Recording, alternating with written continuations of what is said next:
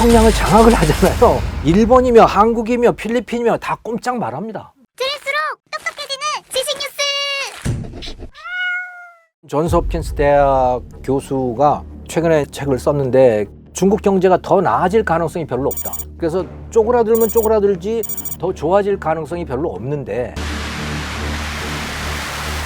시간이 지날수록 불리해진다는 거죠.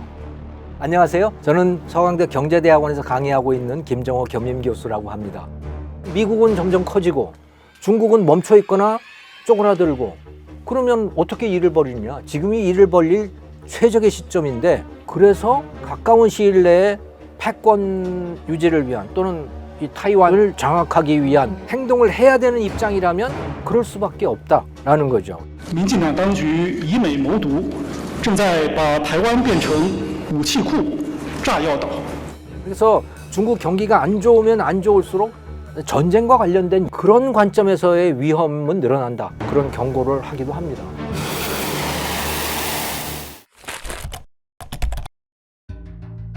시진핑이 바이든을 만나서 시진핑 화해의 손길을 내밀었다고 많이들 하던데 그 실제 속셈은 어떤 걸까요?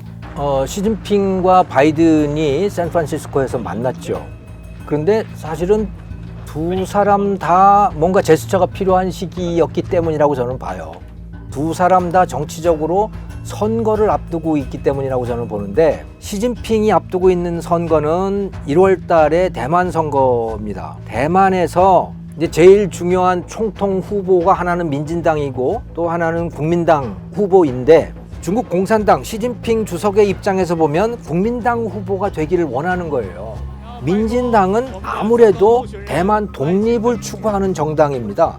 내놓고 말은 안 하지만 어쨌든 간에 대만이 중국과 거리를 두기를 원하는 그런 입장을 견지하는 데가 민진당이에요. 그리고 이 사람들은 주로 대만 섬 사람들인 거예요. 근데 국민당은 주로 지지자들이 본토 사람들이라고 보시면 되는 거죠. 1949년에 중국 국공내전에서 져서 쫓겨온 중화인민공화국 정규군의 그 출신들이거나 그 가족들이거나 그 후손들이거나 뭐 그런 사람들이라고 보면 되는 겁니다. 그래서 이 사람들 코민탕은 대만 독립을 원치 않아요.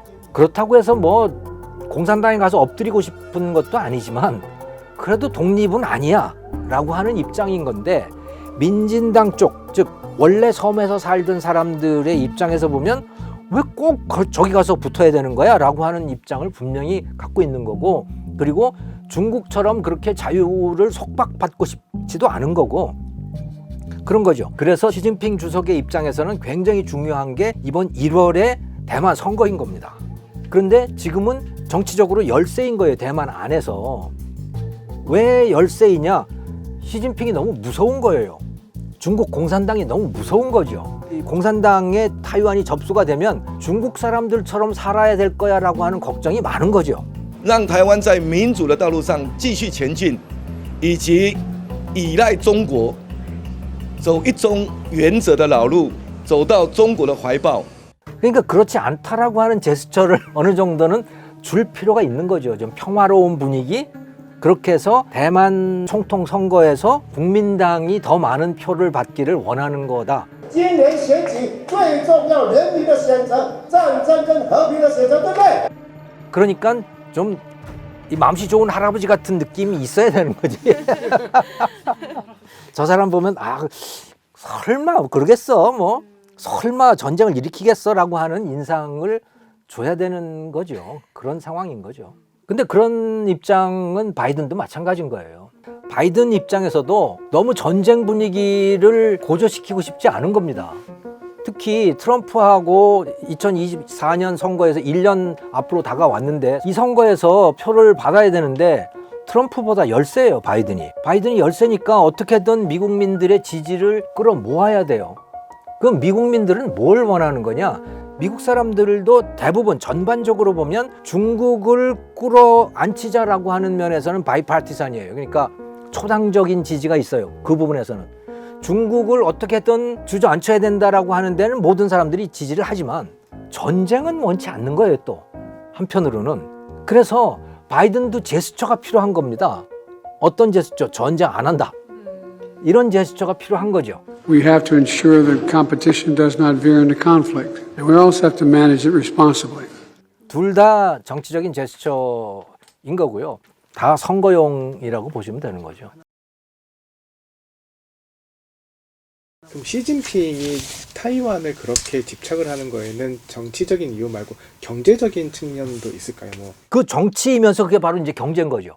왜냐하면 자 타이완을 장악을 하게 되면 태평양을 장악하는 겁니다.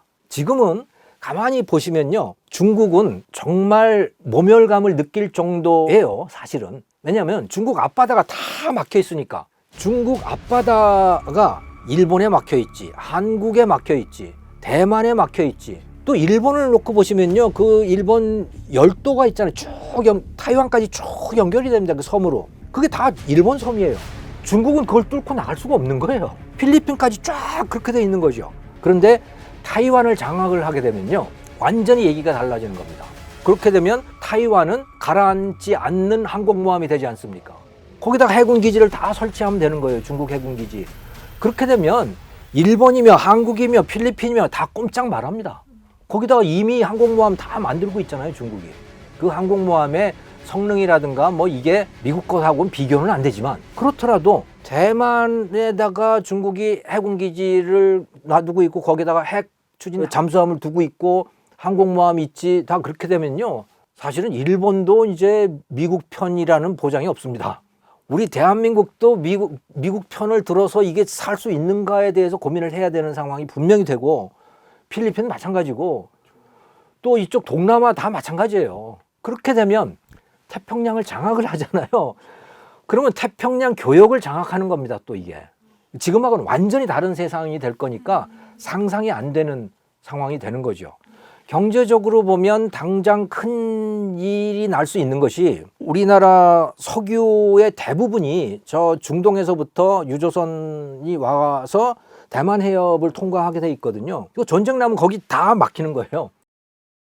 화물선들의 통행은 다 차단된다고 보시면 되는 거고요. 아마 해적 케이블들도 차단될 가능성이 매우 높습니다. 그러니까 러시아가 우크라이나를 침략을 할 때 2022년 2월 달에 다 그 전파 교란 같은 걸 통해서 전부 인터넷을 다 차단을 시켜버렸거든요. 그러니까 유선은 다 잘라버리고 뭐 그렇게 했죠. 그런데 다행히 우크라이나는 일론 머스크한테 그 트위터로 연락을 해가지고 나 좀 저 위성 인터넷 좀 연결시켜줘 했더니 일론 머스크가 그래 알았어.